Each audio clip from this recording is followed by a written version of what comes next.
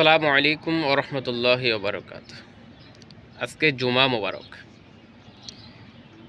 আমরা যখন মসজিদে যাই, বিশেষ করে জুমার দিন যখন মসজিদে আমরা যাই, তখন মসজিদের ভিতরে প্রবেশ করলে কিছু অনিয়ম দেখা যায়।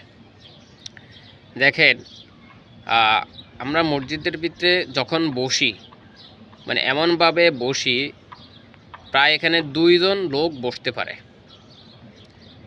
মানে এমনভাবে জায়গায় বসি যেন তার বাপ দাদার সম্পত্তি এটা।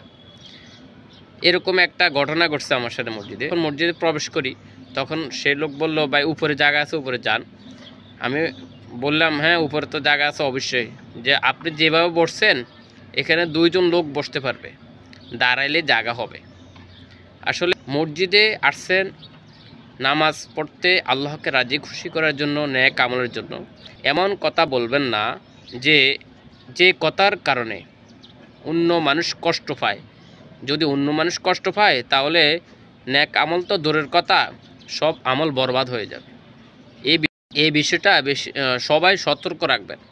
কাউকে মনোকষ্ট দিয়ে ইবাদত কবুল হবে না আল্লাহর কাছে। ধন্যবাদ।